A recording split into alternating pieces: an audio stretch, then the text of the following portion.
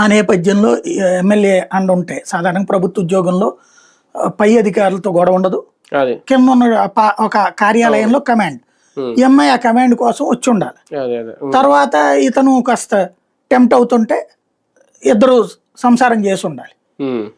ఆ తర్వాత నేను చేసుకుంటానని అతను ఆ మూమెంట్ లో కమిట్ అవుతుంటారు కదా కొన్ని, ఏమైనా సరే ఆ కమిట్ అయినప్పుడు బిడ్డ అడ్డం అవుతాడంటే బిడ్డని తీసుకెళ్ళమని చెప్పి ఆ మొగుడికి చెప్పేసాడు. మొగుడు బిడ్డను కూడా తీసుకెళ్ళిపోయాడు.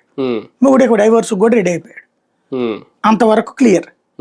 తర్వాతన ఈతని కుటుంబంలో వచ్చినప్పుడు వీళ్ళ అమ్మోళ్ళు ఏదో అడ్డు చెప్పు ఉండాలి.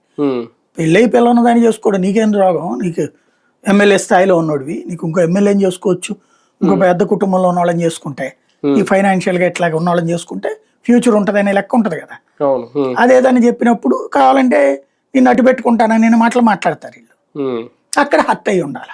సార్ ఒకటి ఫైనల్ గా ఇది ఒక థర్డ్ వెర్షన్, నిజంగా రాజకీయాల్లో హనీ ట్రాప్ తో ఒక పార్టీని పతనం చేసే రాజకీయాలు కూడా ఉంటాయా? అది ఓకే, జగన్ హయాంలో హనీ ట్రాప్ జరిగిందా జరగలేదా ఒకటి, ఒకవేళ జరిగితే దాని వల్ల పతనం అయిపోయిందని నేను అన్న కానీ ఆ ఎఫెక్ట్ మొత్తం మీద వాళ్ళైతే ఓడిపోయారు. ఇప్పుడు 11 స్థానాల్లో కూర్చున్నారు. ఇప్పుడు ఆ పార్టీ మీద హనీ ట్రాప్ చేసిన వాళ్ళే ఒకవేళ జనసేన నాయకులు కూడా హనీ ట్రాప్ చేస్తున్నారా వెనకుండి? ఈ యాంగిల్ ఏమైనా ఆలోచించాల్సిన అవసరం ఉందా పవన్ కళ్యాణ్ గారు కానీ, లేదంటే మళ్ళీ అది జనసేన చూసుకోవాలి.